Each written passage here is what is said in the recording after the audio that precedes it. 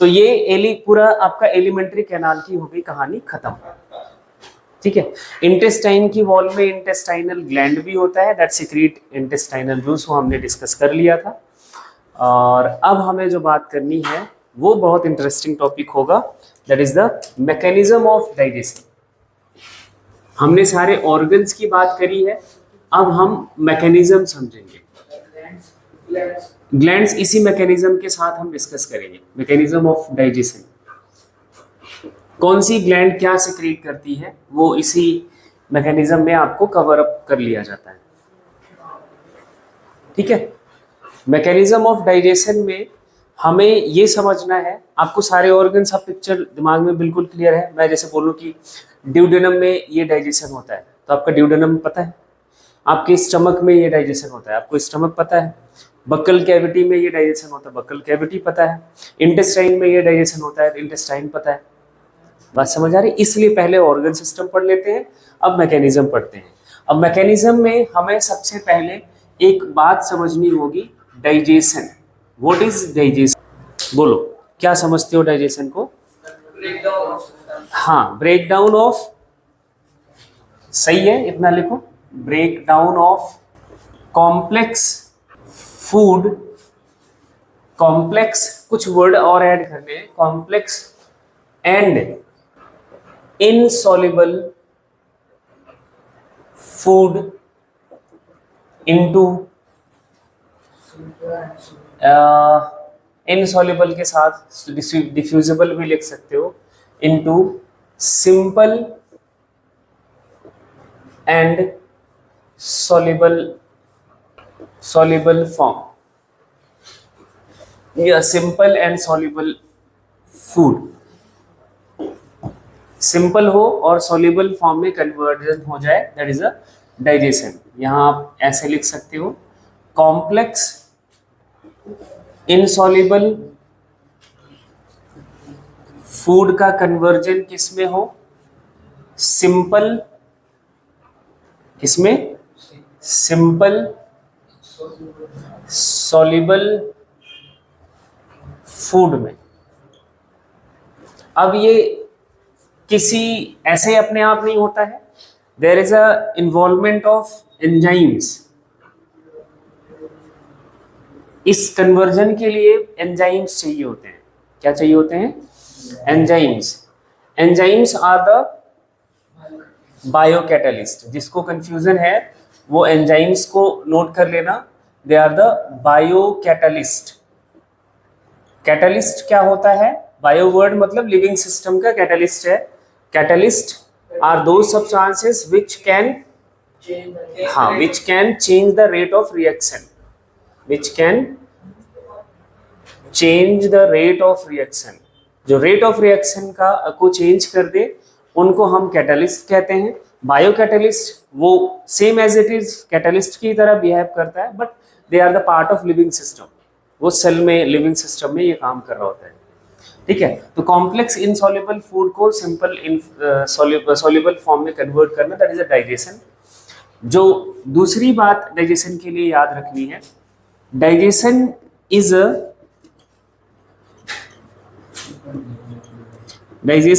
अ physico chemical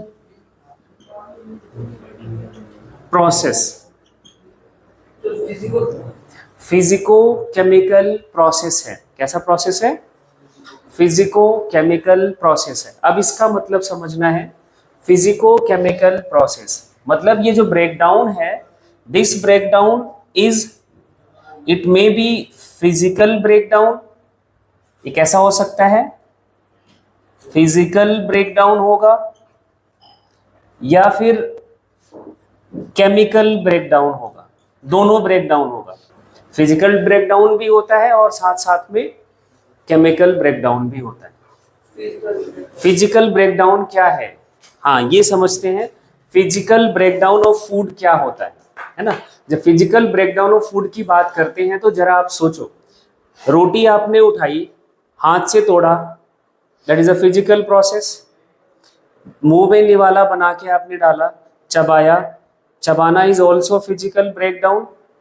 चबाने के बाद वो फूड आपका छोटे छोटे पार्टिकल्स में टूटता है।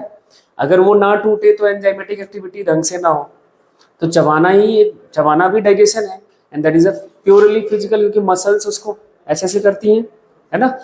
तो फिजिकल ब्रेकडाउन समझ आ रहा है। And again physical breakdown, peristaltic movement होता है।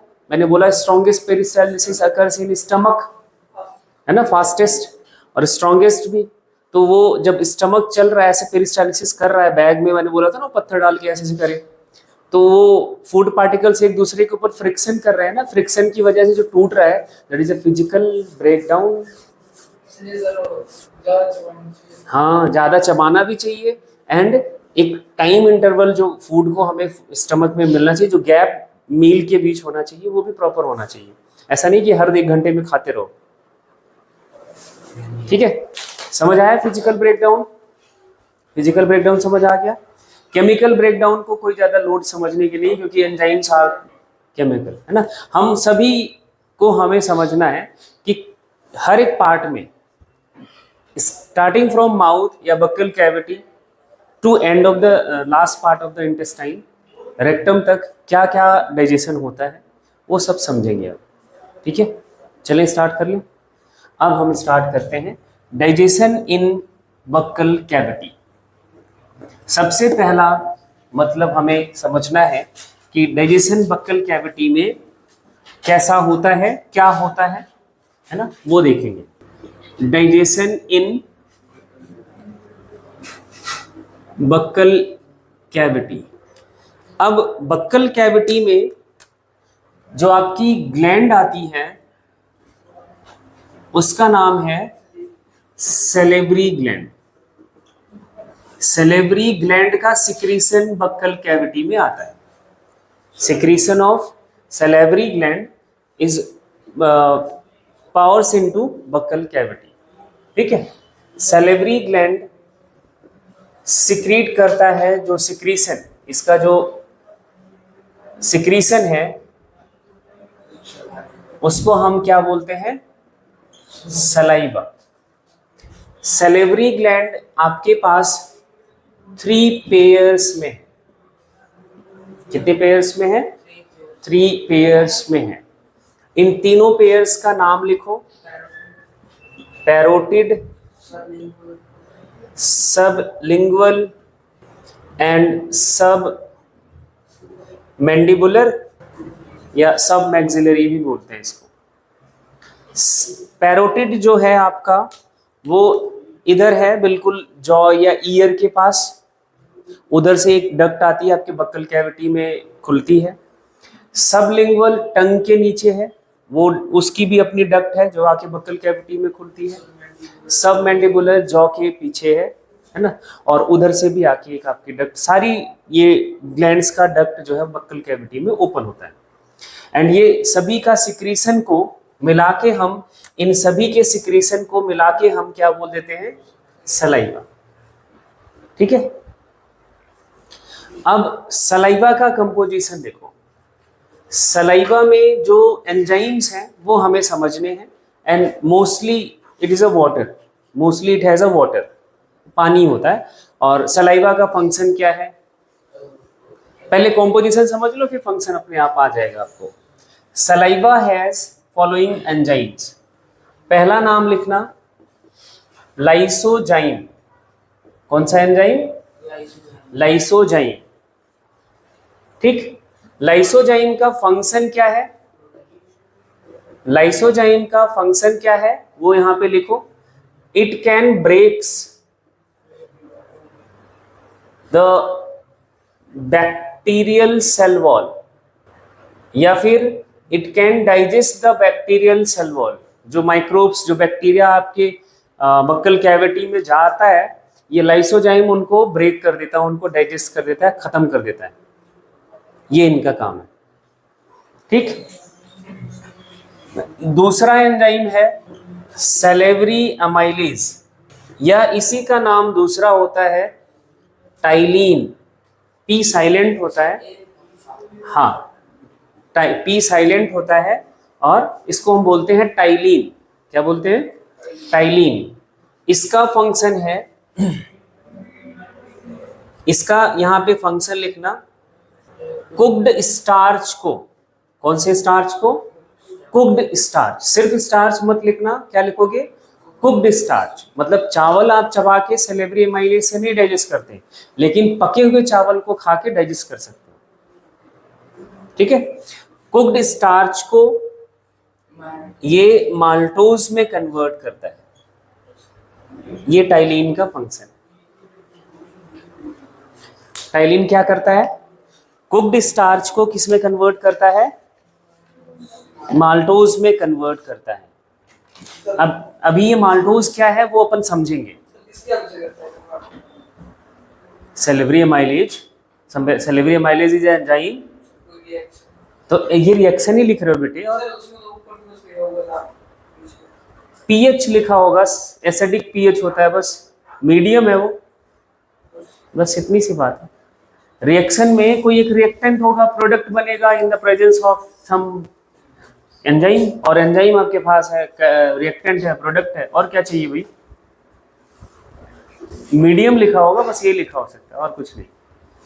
मीडियम होता है स्लाइटली एसिडिक, बहुत हल्का सा एसिडिक मीडियम है आपके सलाइवा का, बेसिक नहीं होता, थोड़ा एसिडिक होता है। It is about 6.5 to 6 point something होता है, लगभग 7 के आसपास होता है। न्यूट्रल नहीं होता, थोड़ा सा एसिडिक होता है। इसलिए आपको ये एसिडिक मीडियम भी आपका ये माइक्रोबियल एक्टिविटी ही कराता है। जो बैक्टीरियल ग्रोथ होता है, माइक्रोब्स ही इस बक्कल कैविटी को एसिडिक बना देते हैं।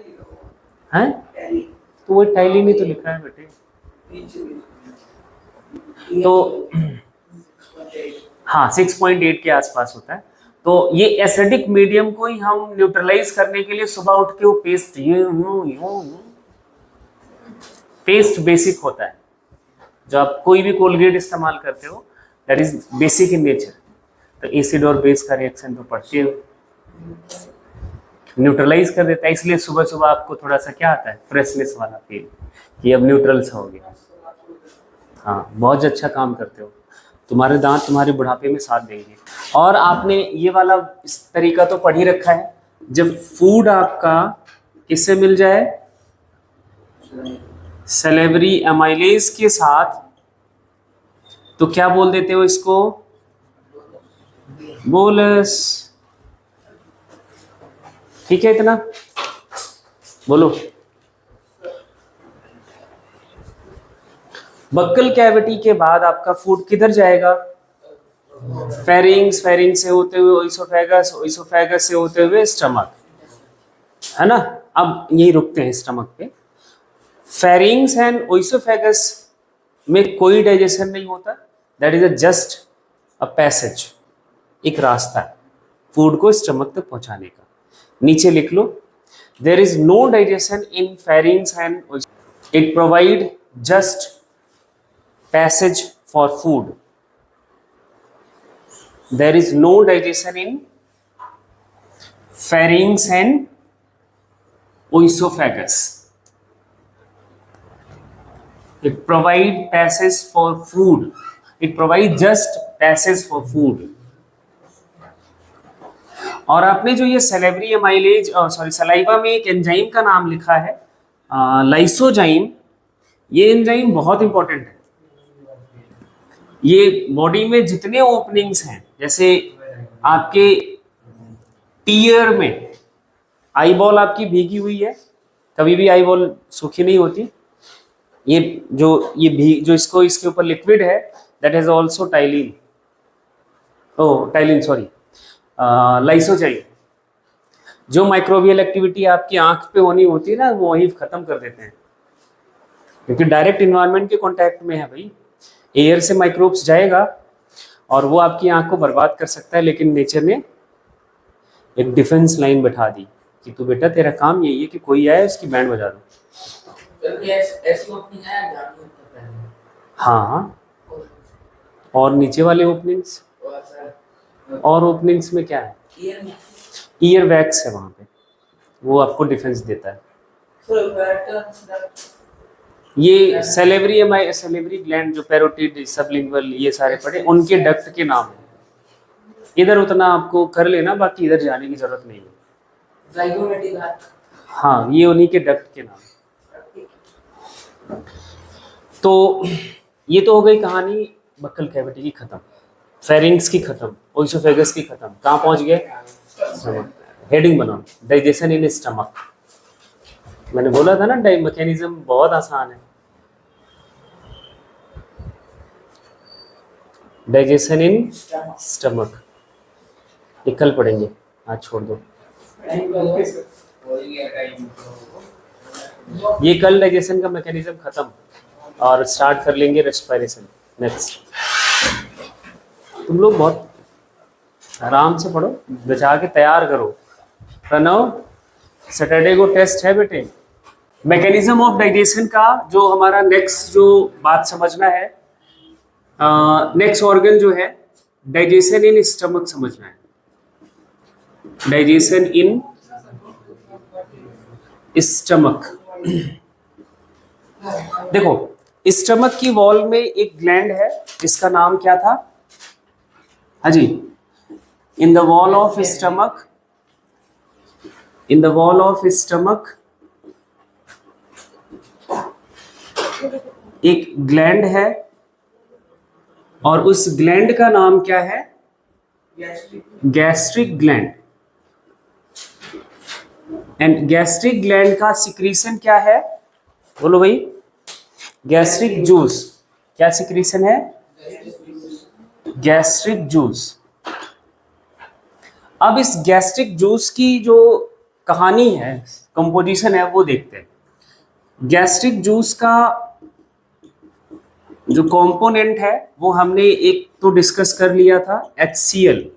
ये हम ड्यूरिंग डाइजेस्टिव सिस्टम तभी हमने डिस्कस कर लिया था। HCl का फंक्शन क्या है, HCl क्या करता है, HCl का रोल क्या है, वो हमने देख लिया था। अभी जो यहाँ पे बात करनी है, जो इस डाइजेस्टिव जूस में डाइजेस्टिव एंजाइम्स हैं, जो हमारे किसी कॉम्प्लेक्स फूड को डाइजेस्ट करने में मदद करता है, वो कौन कौन से एंजाइम्स हैं। इधर जब हम गैस्ट्रिक ग्लैंड में डाइजेस्टिव एंजाइम्स की बात करें, डाइजेस्टिव एंजाइम्स की बात करें तो कौन कौन से एंजाइम्स आते हैं वो नाम लिखो। पहला नाम लिखोगे पेप्सिन। ये एक्चुअली किस फॉर्म में होता है? पेप्सिनोजन के फॉर्म में। और पेप्सिनोजन को एक्टिवेट कौन करता है? HCl, है ना। तो पहला एंजाइम है पेप्सिन। दूसरा एंजाइम है रेनिन, है ना। रेनिन की जब बात की जाएगी तो ये लिखना है ब्रैकेट में, ओनली इन इन्फेंट्स। ये सिर्फ बच्चों में होता है, बड़ों में रेनिन नहीं बनता, ठीक। तीसरा एंजाइम लिखो गैस्ट्रिक लाइपेज। नेक्स्ट लिखना गैस्ट्रिक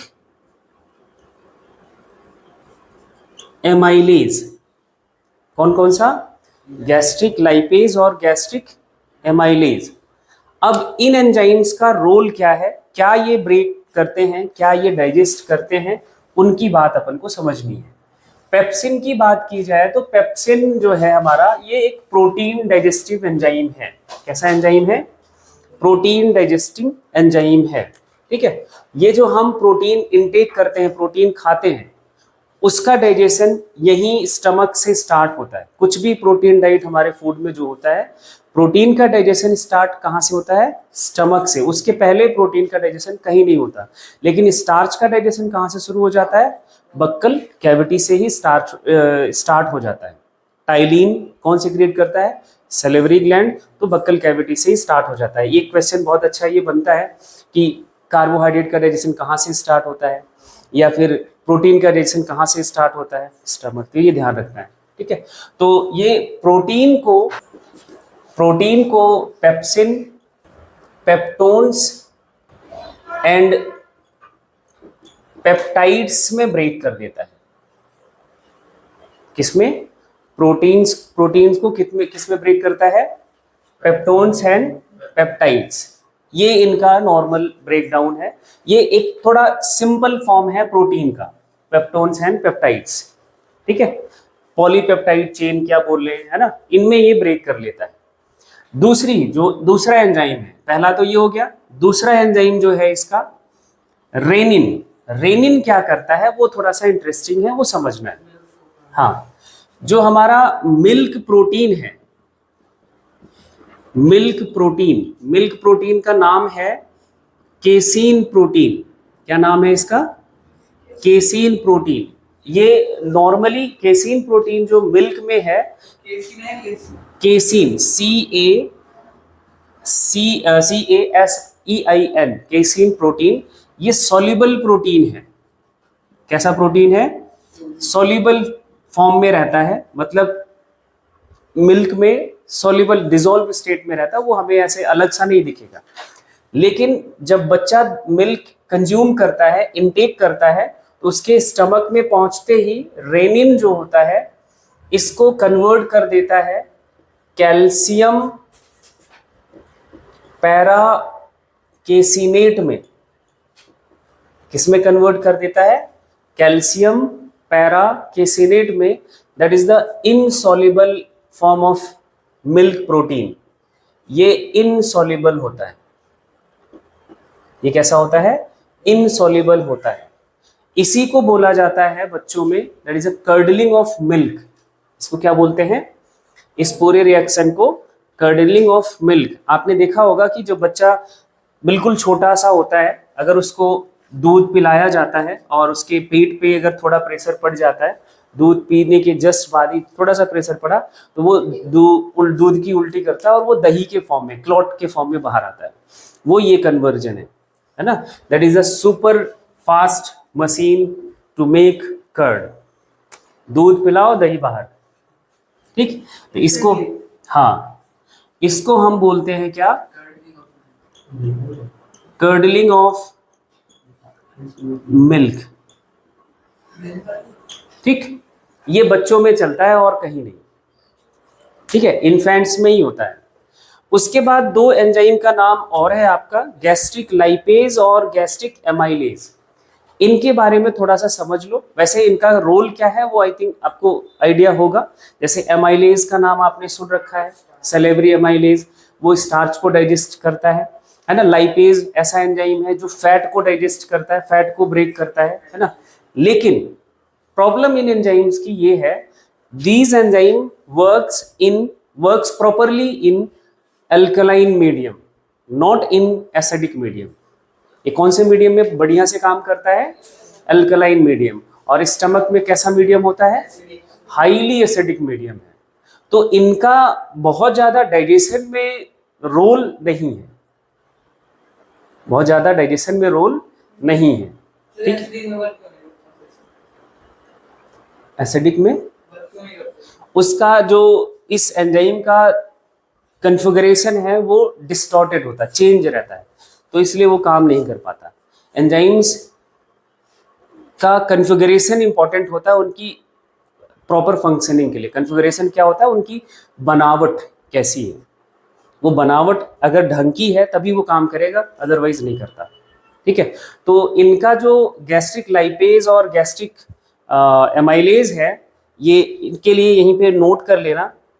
दीज एंजाइम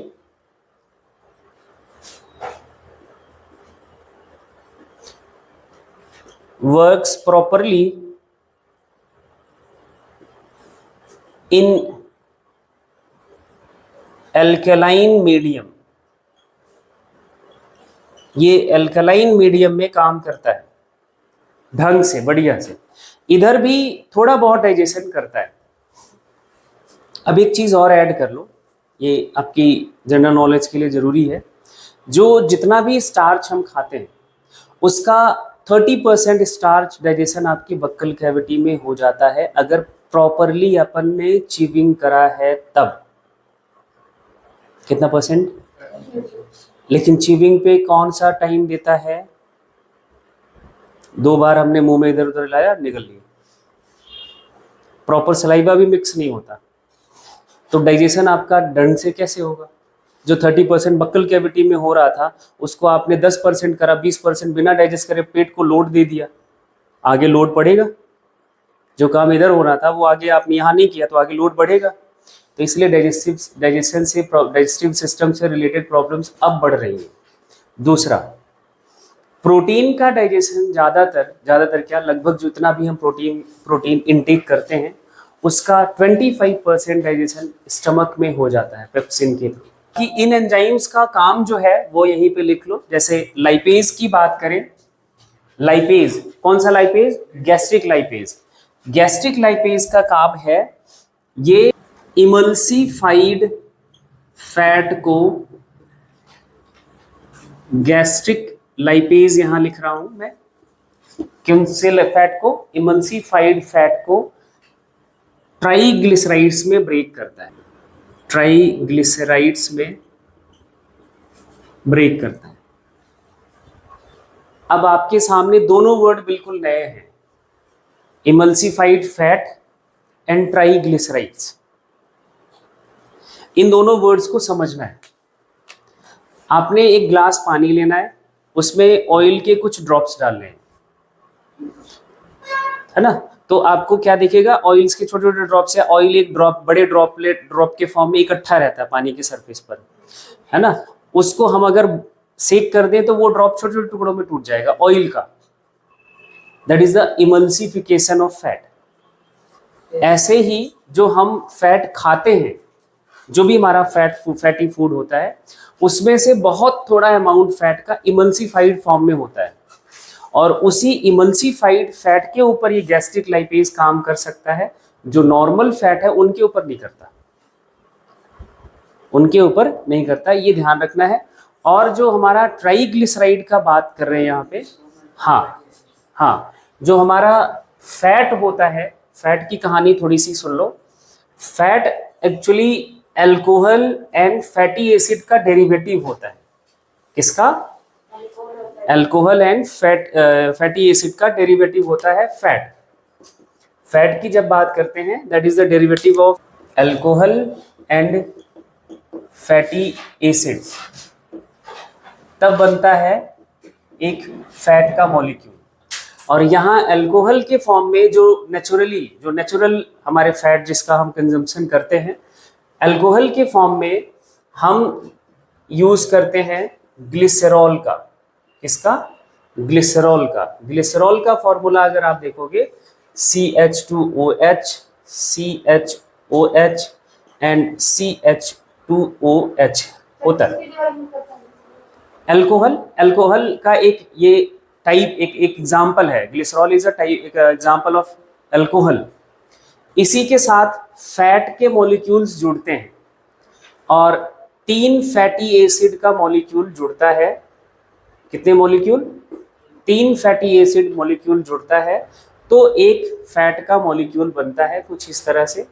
CH2 एक फैटी एसिड, यहाँ पे CH के साथ एक और फैटी एसिड, और अगेन CH2 एक और fatty acid.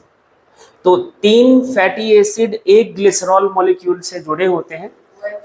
OH remove water के फॉर्म में बाहर आता है। तो एक 3 फैटी एसिड के मॉलिक्यूल जुड़ते हैं तो एक जो इनके बीच बॉन्ड बनता है, इस बॉन्ड को बोलते हैं ग्लिसराइड बॉन्ड। तो 3 ग्लिसराइड बॉन्ड है, इसलिए हमारा एक फैट का जो सिंपल फॉर्म है, सिंपलेस्ट फॉर्म नहीं है, सिंपल फॉर्म है, ट्राइग्लिसराइड कहा जाता है।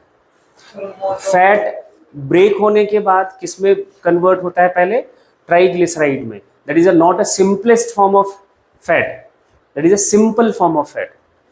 ठीक है, ये याद रखना है। अभी आगे अपन और समझ पाएंगे।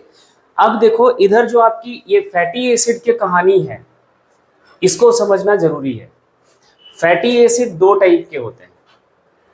एक होता है सैचुरेटेड फैटी एसिड, दूसरा अनसैचुरेटेड फैटी एसिड।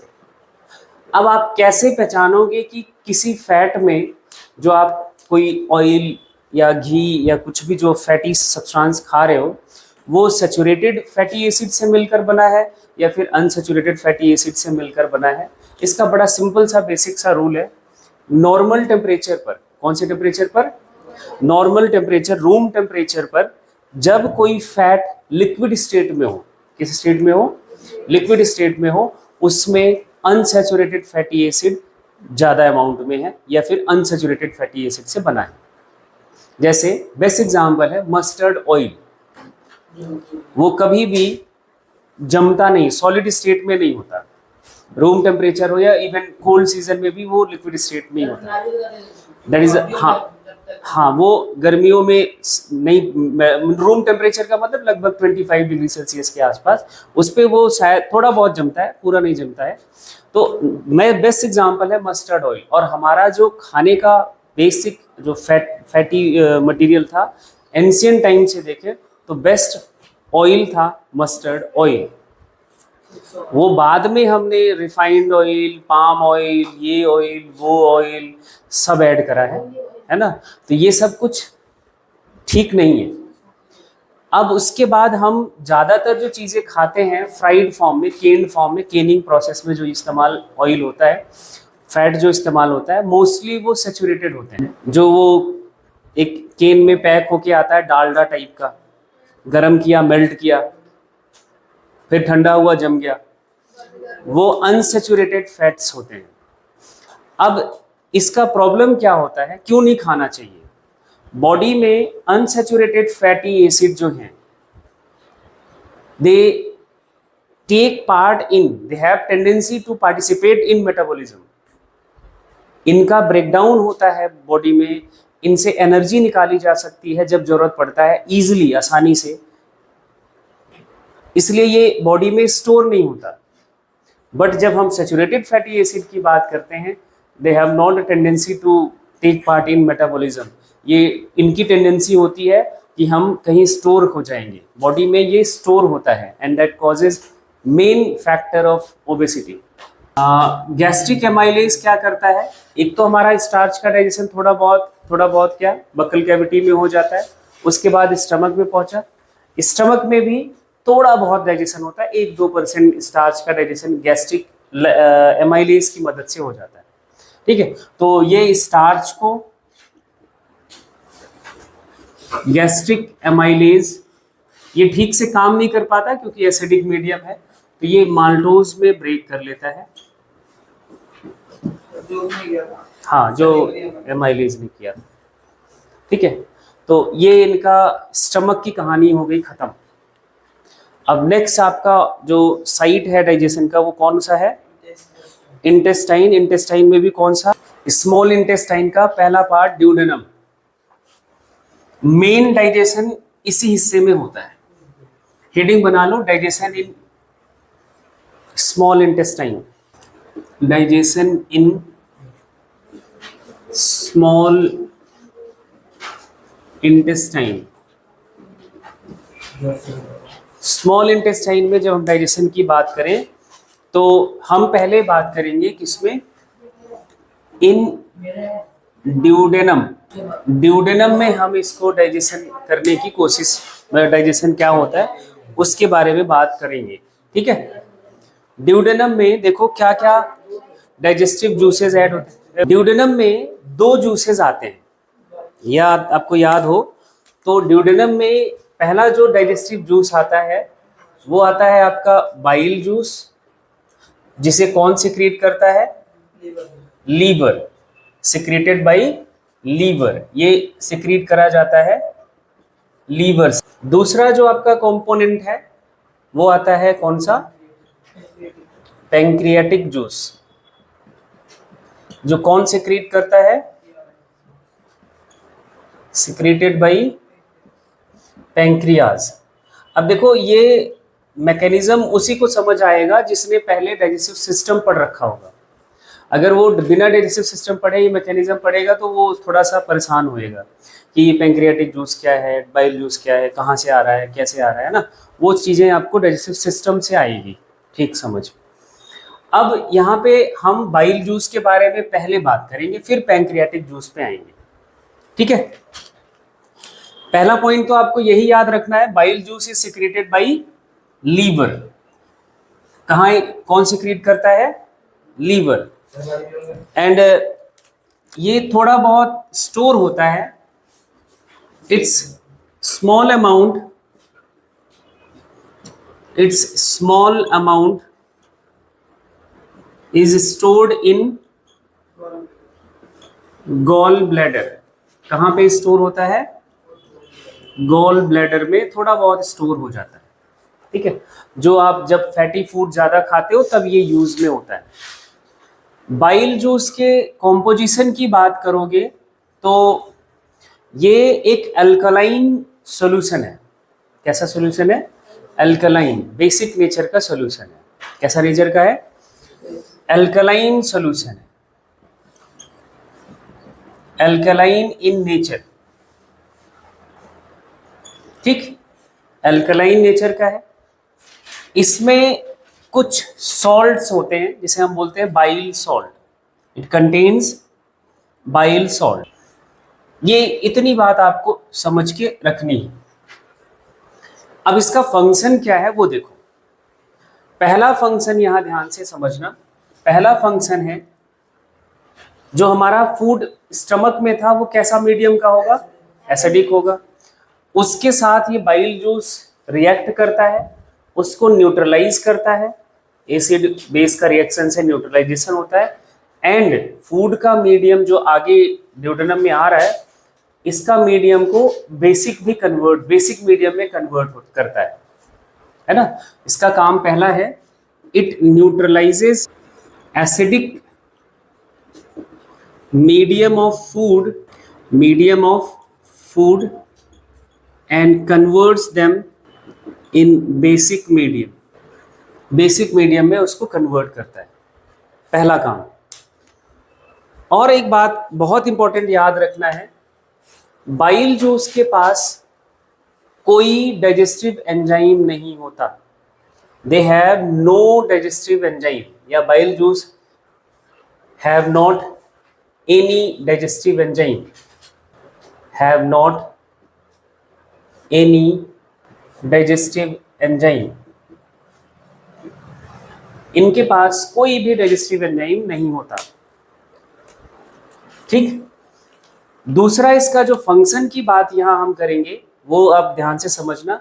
दूसरा इसका काम है, दैट इज द इमल्सिफिकेशन। क्या है? Emulsification. That is the most important topic, emulsification. अब इमल्सिफिकेशन का मतलब देखो, समझो क्या है। इमल्सिफिकेशन का मतलब होता है, जो हम फैट खाते हैं अपने फूड में, that is in the form of drops. वो छोटे छोटे ड्रॉप्स के फॉर्म में होता है ना।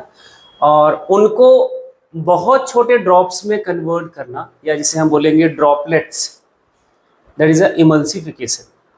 और ये कन्वर्जन का पर्पस क्या है वो भी हम डिस्कस करेंगे। इमल्सिफिकेशन का पहले meaning, conversion of fat drops into droplets, conversion of fat drops into droplets. जैसे हमने मान लिया कि इतने को साइज का फैट ड्रॉप्स है ना, जो आपने फूड इनटेक किया, इनको बाइल जूस जो है छोटे छोटे ड्रॉप्स में कन्वर्ट कर लेते हैं। इस प्रोसेस को हम क्या बोलेंगे? इमल्सिफिकेशन। इसको अपन क्या बोल देंगे? इमल्सिफिकेशन। और ये हमारा काम करता है bile juice, and this is the main task. और ऐसा कन्वर्जन क्यों किया जाता है वो आप समझना। फैट का जो डाइजेशन है, या फैट का मॉलिक्यूल जो है, that is a very large molecule, और उसको ब्रेक करने के लिए देखो, इमल्सिफिकेशन का मतलब क्या है? फैट ड्रॉपलेट्स में कन्वर्ट कर। और अच्छी बात ये याद रखना है, ये कोई केमिकल ब्रेकडाउन नहीं है। ये कैसा ब्रेकडाउन नहीं है? केमिकल ब्रेकडाउन नहीं है। This is the purely physical breakdown. ये कैसा डाइजेशन है? फिजिकल ब्रेकडाउन है। ये ध्यान रखना, कोई केमिकल चेंज नहीं होता, सिर्फ फिजिकल स्टेट चेंज होता है कि बड़े साइज का ड्रॉप्स जो था वो छोटे साइज के ड्रॉप्स में कन्वर्ट हो जाता है। और ये कन्वर्जन क्यों करा जाता है, इसका रीजन क्या है वो यहां पे लिखो। Due to increase the surface area for maximum enzymatic activity. Surface area increase करने के लिए ये ब्रेक डाउन किया जाता है। जब हम बड़े पत्थर को छोटे छोटे पत्थर पे तोड़ते हैं तो उसका सरफेस एरिया बढ़ जाता है, और सरफेस एरिया जितना ज़्यादा बढ़ेगा उतना ही ज़्यादा एंजाइम उस पर काम कर सकता है और उसको आसानी से डाइजेस्ट कर सकता है। तो ये इनका पर्पज़ है इमल्सिफिकेशन का। बोलो डन। अब हेडिंग बना लो पैंक्रियाटिक जूस। बस आज इतने की छोड़ेंगे। पैंक्रियाटिक जूस और बाइल, वो एक और बचा इंटेस्टाइनल, बस खत्म। मैकेनिज्म ऑफ डाइजेशन में हम आज अपन स्टार्ट करेंगे पैंक्रियाटिक जूस के बारे में। किसके थ्रू सिक्रीट करा जाता है? Secreted by pancreas. ठीक है, सिक्रीटेड बाई पैंक्रियाज। अब पैंक्रियाज के लिए कुछ पॉइंट्स आपको नोट करने हैं, है ना, जो बहुत ही इंपॉर्टेंट है। बेटे ना ऊपर वाली क्लास में जा, अभी तेरी केमिस्ट्री चल रही है, यादव जी हैं, हाँ इधर वाली में, लेफ्ट साइड वाली में नहीं, राइट साइड वाली में क्लास है। हाँ देखो, पैंक्रियाज की बात करें तो डायग्राम सबको याद है, ड्यूडेनम के बीच में हमने पैंक्रियाज का स्ट्रक्चर बनाया था। पैंक्रियाज के लिए कुछ पॉइंट्स याद कर लो। पैंक्रियाज एक मिक्स्ड ग्लैंड है, it is a mixed gland, या फिर इसको बोला जाता है डुअल ग्लैंड। अब इसका मतलब क्या है? हमारी बॉडी में ना दो तरह की ग्लैंड्स हैं। कितने तरह की? दो टाइप की ग्लैंड्स हैं। जो आपकी हमारी बॉडी में ग्लैंड्स हैं उनको हम दो कैटेगरी में क्लासिफाई करते हैं। एक ऐसी ग्लैंड है जो डक्टेड है, डक्टेड ग्लैंड्स है, मतलब ग्लैंड का जो सिक्रीशन है वो किसी डक्ट से अपने साइट ऑफ एक्शन तक पहुंचाया जाएगा। ठीक है, उनको हम डक्टेड ग्लैंड बोलेंगे। एंड दूसरी एक ऐसी कैटेगरी है जो डक्टलेस ग्लैंड्स की है। डक्टलेस ग्लैंड मींस ये ऐसी ग्लैंड्स हैं जिनका सिक्रीशन किसी डक्ट के थ्रू उनके साइट ऑफ एक्शन तक नहीं पहुंचाया जाता, है ना।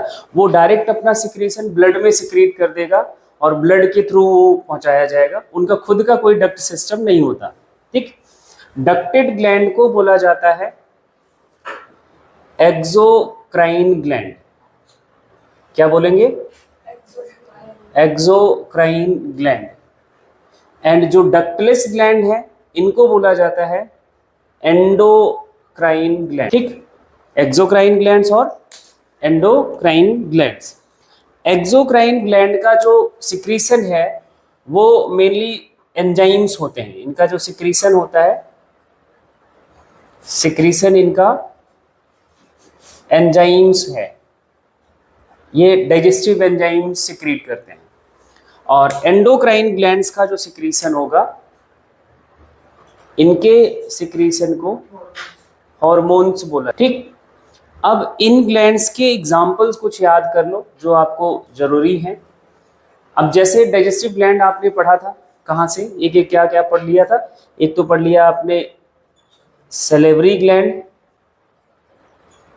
ठीक, एक आपने पढ़ लिया लीवर, ठीक, और ऐसे आप पढ़ोगे इंटेस्टाइनल ग्लैंड। ये सारी आपकी डक्टेड ग्लैंड्स हैं। इनका डक्ट सिस्टम है और ये अपना सिक्रीशन अपने साइट ऑफ एक्शन तक पहुंचाती है। हार्मोन सिक्रीट करने वाली जो ग्लैंड्स हैं, जिसमें से जैसे आप याद कर लो थायराइड ग्लैंड है, पढ़ना है इनको भी, थायराइड ग्लैंड। इसी के ऊपर एक और ग्लैंड होती है पैराथायराइड ग्लैंड। कौन सी ग्लैंड? पैराथायराइड ग्लैंड, है ना। ऐसे हमारी बॉडी में और बहुत सारी ग्लैंड्स हैं, thyroid gland, parathyroid gland, thalamus भी लिख सकते हो, हाइपोथैलेमस लिख लो। ऐसे आपके बॉडी में जो एंडोक्राइन सिस्टम जब हम डिस्कस करेंगे तब पढ़ेंगे। तो ये एंडोक्राइन ग्लैंड्स हैं। अब आ जाओ पैंक्रियाज के ऊपर। ठीक है, पैंक्रियाज की जब बात करेंगे तो पैंक्रियाज दोनों नेचर शो करता है। पैंक्रियाज का जो स्ट्रक्चर है, पैंक्रियाज के इस स्ट्रक्चर में दोनों तरह का ग्लैंडुलर प्रॉपर्टी है। ये एक्सोक्राइन ग्लैंड की भी तरह काम करता है इनके पास कुछ ऐसे सेल्स हैं, ऐसा ग्रुप ऑफ टिश्यूज हैं जो एक्सोक्राइन की तरह काम करते हैं, कुछ ऐसे भी हैं जो एंडोक्राइन की तरह काम करते हैं, है ना। तो ये दोनों की तरह काम करता है, इसलिए इसको मिक्स ग्लैंड बोला जाता है। ठीक, अब इनके पार्ट्स को हमें समझना है। पैंक्रियाज का जो एक्सोक्राइन पार्ट है, कौन सा? एक्सोक्राइन पार्ट, इनको बोला जाता है एसिनी। क्या बोलेंगे? एसिनी।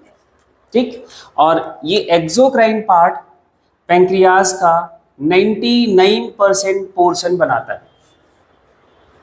कितना परसेंट? 99% पोर्शन बनाता है। एंड ये सिक्रीट करता है क्या? पैंक्रियाटिक जूस, जिसके बारे में हम डिस्कस करेंगे यहाँ पे। ठीक, पैंक्रियाटिक जूस इसी ये पैंक्रियाटिक डक्ट से ड्यूडेनम में आके ये आएगा। ठीक, और इसका जो एंडोक्राइन पार्ट जो कि लगभग 1% पार्ट बनाता है, इसको बोला जाता है islets of Langerhans. Islets of Langerhans. And ये जो सिक्रीट करता है, ये हॉर्मोन्स सिक्रीट करता है। हाँ, ये हॉर्मोन्स का सिक्रीशन करता है। और पैंक्रियाज 3 हार्मोन का सिक्रीशन करता है, जिसमें से आपको 2 तो बहुत ध्यान से समझ के रखना है। तीनों हार्मोन्स का नाम यहीं पे लिख लो। इंसुलिन, दूसरा glucagon, and third one is the somatostatin.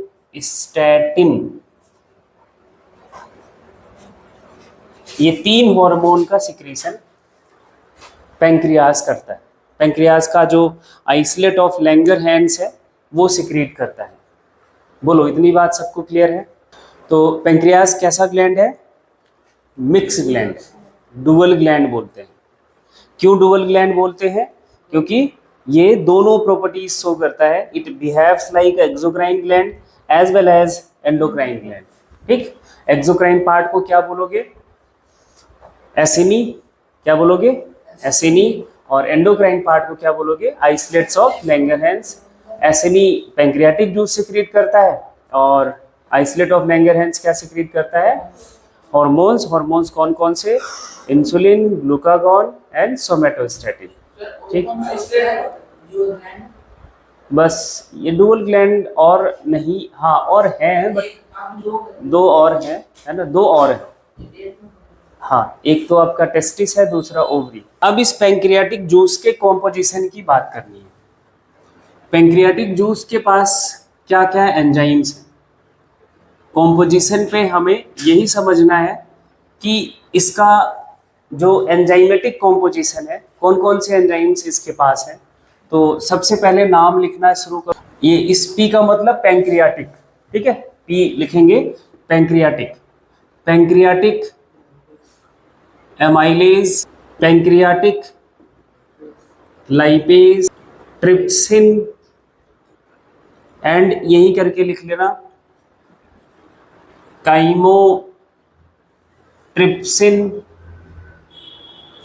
Trypsin and chymotrypsin, and nucleases.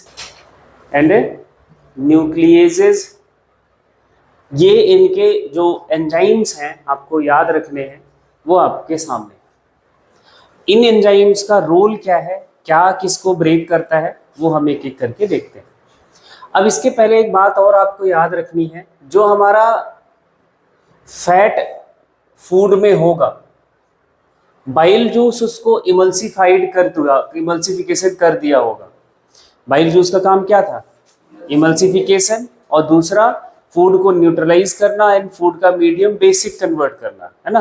तो जो आपका अब फूड यहाँ पैंक्रियाटिक जूस के पास, पैंक्रियाटिक जूस जो ऐड हो रहा है, तो फूड आपका जो है वो क्या क्या हो गया है?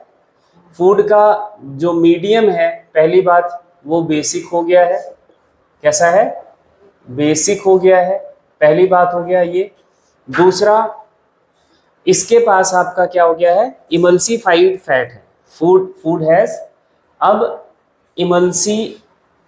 Emulsified fat. अब इस फूड के ऊपर हमारा काम करता है ये पैंक्रियाटिक एमाइलेज, पैंक्रियाटिक लाइपेज और ट्रिप्सिन, काइमोट्रिप्सिन एंड न्यूक्लियसेस। पहले हम पैंक्रियाटिक एमाइलेज की बात कर लेते हैं। पहला जो एंजाइम है इनका पैंक्रियाटिक एमाइलेज। देखो, एमाइलेज वर्ड आपके सामने कई बार आ चुका है। एमाइलेज एंजाइम क्या करता है, ये स्टार्च को डाइजेस्ट करता है। किसको डाइजेस्ट करता है? स्टार्च को डाइजेस्ट करता है। आपका स्टार्च बक्कल कैविटी में डाइजेस्ट होता है। स्टार्ट शुरू हुआ कहाँ पे? बक्कल कैविटी में, टाइलिन, फिर स्टमक में आया, थोड़ा बहुत वहाँ डाइजेशन हो गया। अब जो भी स्टार्च बच गया है वो यहाँ पे डाइजेस्ट होगा पैंक्रियाटिक एमाइलेज की मदद से। ठीक है, अब ये क्या करता है, स्टार्च को, और अच्छी बात ये है पैंक्रियाटिक एमाइलेज बेसिक मीडियम में ही प्रॉपर फंक्शन करता है। इस एंजाइम के लिए, बेस्ट एक्टिविटी के लिए बेसिक मीडियम चाहिए और वो यहाँ पे मिलता है। तो पैंक्रियाटिक एमाइलेज इनको कन्वर्ट कर देता है माल्टोज में, और इस तरह से स्टार्च का डाइजेशन लगभग यहाँ पे कंप्लीट हो चुका होता है। क्योंकि कहाँ कहाँ हुआ? बक्कल कैविटी, स्टमक और यहाँ पे, तो लगभग कम डाइजेशन स्टार्च का हो चुका होता है। दूसरा एंजाइम आपने लिखा पैंक्रियाटिक लाइपेज। पैंक्रियाटिक लाइपेज का काम है लिपिड को ब्रेक करना, है ना। आपका एक गैस्ट्रिक लाइपेज था। अगर फूड में आपने थोड़ा बहुत होता ही हमारे फूड में इमल्सिफाइड फैट, तो उसको वो डाइजेस्ट करता था। बाइल जूस ने आपके फैट को इमल्सिफाइड कर दिया। अब उस इमल्सिफाइड फैट का डाइजेशन ये करता है। ठीक है, तो यहां हम लिखेंगे इमल्सिफाइड फैट, है ना, को ये किस में ब्रेक करता है? पैंक्रियाटिक लाइपेज ट्राइग्लिसराइड्स में। किसमें? ट्राइग्लिसराइड्स में। ठीक, अभी उसके आगे इंटेस्टाइनल जूस करेगा वो ट्राइग्लिसराइड्स में, और डाइग्लिसराइड्स भी हम इसको बोल सकते हैं। ट्राइग्लिसराइड्स एंड डाइग्लिसराइड्स दोनों लिख लो। अरे जो इमल्सिफाइड फैट आपने खाया था, जो स्टमक में डाइजेस्ट हो गया था, है ना, ट्राइग्लिसराइड बन गया था, उसका थोड़ा ब्रेक डाउन हो जाता है डाइग्लिसराइड्स में। मोनोग्लिसराइड्स तो इंटेस्टाइनल जूस करेगा वो, है ना, वो कहानी उसकी है। अब ये पैंक्रियाटिक लाइपेज की कहानी हो गई। इसके बाद आपका आता है तीसरा एंजाइम, कौन सा? Trypsin and chymotrypsin. प्रोटीन का डाइजेशन कहाँ से स्टार्ट हुआ था? स्टमक से, है ना। मेन एंजाइम जो हमारा गैस्ट्रिक जूस में होता है पेप्सिन, वो डाइजेस्ट करता है। अब जो प्रोटीन बच जाता है डाइजेशन होने से, उसका ब्रेकडाउन यहाँ होता है ट्रिप्सिन एंड काइमोट्रिप्सिन से। किससे? Trypsin and chymotrypsin. प्रोटीन का ब्रेकडाउन करेगा, पहले ट्रिप्सिन लिखना, तो ये अगेन वही पेप्टाइड्स में ब्रेक कर देता है, वही पेप्टाइड्स दो टाइप के। अब जो काइमोट्रिप्सिन है, इन पेप्टाइड्स का ब्रेकडाउन कर, पेप्टाइड्स का डाइपेप्टाइड्स में ब्रेकडाउन ये लगभग कर देता है। मीन्स एक तरह से एमिनो एसिड्स बनने की एंड पे आ गया। बट यहाँ एमिनो एसिड बनता नहीं है, बनता है इंटेस्टाइनल जूस से, है ना। तो ये काइमोट्रिप्सिन इन पेप्टाइड्स को ब्रेक करता है डाइपेप्टाइड्स में। अब उसके बाद की कहानी हम देखते हैं। एक और एंजाइम बचा, ये आपका एंजाइम हो गया नंबर, जो भी होगा आप नंबरिंग कर लेना। लास्ट एंजाइम बचा न्यूक्लियेजेस, जो हमारे पैंक्रियाटिक जूस में प्रेजेंट होता है। ये न्यूक्लियेजेस क्या करता है वो यहाँ पे लिख लो। ये न्यूक्लिक एसिड को, न्यूक्लियेजेस की बात करें तो ये ब्रेक कर देता है न्यूक्लियोटाइडेज में, सॉरी न्यूक्लियोटाइड्स में, न्यूक्लियोटाइड का ही पॉलीमर होता है न्यूक्लिक एसिड। 9th में पढ़ा होगा डीएनए के स्ट्रक्चर में, है ना। तो न्यूक्लियेजेस का काम है न्यूक्लिक एसिड को ब्रेक करना, किसमें? न्यूक्लियोटाइड्स में। अब इसके बाद एक और ग्लैंड बच गई लास्ट, जिसका नाम है इंटेस्टाइनल ग्लैंड। इंटेस्टाइनल ग्लैंड की जब बात करेंगे, ये सिक्रीट करता है इंटेस्टाइनल जूस, इंटेस्टाइनल जूस, और जिसका दूसरा नाम क्या है? सकस इंटेरिकस। ठीक, तो ये इंटेस्टाइनल जूस का अब कॉम्पोजिशन देखो, इसका कॉम्पोजिशन क्या है? कौन कौन से एंजाइम्स इसके पास हैं? पहला एंजाइम जो लिखोगे सबसे इंपॉर्टेंट, ध्यान से, डाइसैकेराइडेज। एक एंजाइम इनका बहुत इंपॉर्टेंट है, डाइसैकेराइडेज। ठीक, दूसरा पेप्टाइडेज, तीसरा nucleotidase, next nucleosidase, and intestinal lipase बोल लो, इंटेस्टाइनल लाइपेज। डाइसैकेराइडेज, डाइसैकेराइडेज जो है ये ऐसा एंजाइम है जो डाइसैकेराइड्स को ब्रेक करता है, enzymes which breaks disaccharides into monosaccharides. ठीक है, यहां पे लिख लोगे enzyme which breaks disaccharides into monosaccharides. अब इन दोनों टर्म्स को थोड़ा समझना है, डाइसैकेराइड्स एंड मोनोसैकेराइड्स। ठीक, देखो जो हमारा सेल है, जिससे हमारा सेल एनर्जी बनाता है, वो बेसिकली हेक्सोस शुगर का इस्तेमाल करता है, दैट मीन्स 6 कार्बन शुगर को इस्तेमाल करता है। ठीक है, और जो हेक्सोस शुगर का सबसे स्मॉलेस्ट शुगर है या स्मॉलेस्ट यूनिट अपन बोले, उनको बोला जाता है मोनोसैकेराइड। ये 6 कार्बन के शुगर होते हैं, जिसमें नाम सुना होगा आपने ग्लूकोज का, फ्रक्टोज का, है ना, एंड गैलेक्टोज का। ये मोनोसैकेराइड्स हैं। ये सभी के सभी 6 कार्बन कंपाउंड है, 6 कार्बन, 6 कार्बन के कंपाउंड्स हैं। ठीक, यही जब इनका, देखो आगे ध्यान से सुनना, इनका ऑक्सीडेशन होगा, इनका क्या होगा? ऑक्सीडेशन होगा। ऑक्सीडेशन का मतलब ऑक्सीजन की प्रेजेंस में इनको छोटे मॉलिक्यूल्स में ब्रेक करा जाएगा, that is a carbon dioxide, है ना, सेल इसका ऑक्सीडेशन। हाँ, तो वो एरोबिक रेस्पिरेशन में इनका ऑक्सीडेशन किया जाता है। जब यही मोनोसैकेराइड्स के 2 मॉलिक्यूल जुड़ जाएं, क्या 2 मॉलिक्यूल जुड़ जाते हैं तो बनता है डाइसैकेराइड्स। जैसे नाम सुना होगा आपने माल्टोज का, लैक्टोज का, सुक्रोज का, ये सब के आपके हैं डाइसैकेराइड्स। हाँ, ये 12 कार्बन कंपाउंड हो गए। फिर इसके बाद इनका टाइप होता है ओलिगोसैकेराइड्स। नेक्स्ट टाइप ओलिगोसैकेराइड्स का क्राइटेरिया है कि 2 से ज्यादा, more than 2 and less than 10। क्या? More than 2 and less than 10 monosaccharide molecule जब जुड़ते हैं तो बनता है ओलिगोसैकेराइड्स। क्या बनता है? Oligosaccharide. More than 2 and less than 10 monosaccharides तो बनता है ओलिगोसैकेराइड। एंड सबसे जो कॉम्प्लेक्स शुगर होता है वो है आपका पॉलीसैकेराइड्स। पॉलीसैकेराइड का जो मॉलिक्यूल होता है हेक्सोस शुगर, ये हमेशा greater than 10 molecule of monosaccharide से ज्यादा मोनोसैकेराइड्स के मॉलिक्यूल होते हैं। ठीक, जिसमें आपको नाम याद रखना है, पॉलीसैकेराइड्स के कुछ एग्जाम्पल याद रखने हैं। एक नाम आप हमेशा अभी स्टार्टिंग से देखते आ रहे हो, स्टार्च, सेलुलोज, ग्लाइकोजन।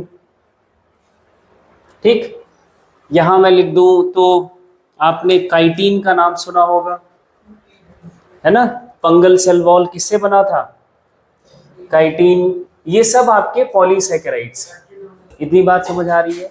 अपन का जरूरत बस इतना है, मोनोसैकेराइड एंड डायसैकेराइड अभी फिलहाल, और फिलहाल वो भी जरूरत थी पॉलीसैकेराइड, है ना। स्टार्च को हम ब्रेक करते हैं, पहले ले आते हैं इधर डाइसैकेराइड में कन्वर्ट करते हैं। स्टार्च का डाइजेशन के बाद क्या बन जाता है, माल्टोज। माल्टोज का डाइजेशन होने के बाद बन जाता है ग्लूकोज, मोनोसैकेराइड्स। एंड मोनोसैकेराइड्स को ही सेल हमारा यूज करेगा, कर सकता है, और इन सब को इस्तेमाल नहीं कर सकता, ये सेल में नहीं जा सकते, सेल इसका कंजम्पशन नहीं कर सकता जब तक ये मोनोसैकेराइड्स में नहीं कन्वर्ट होता।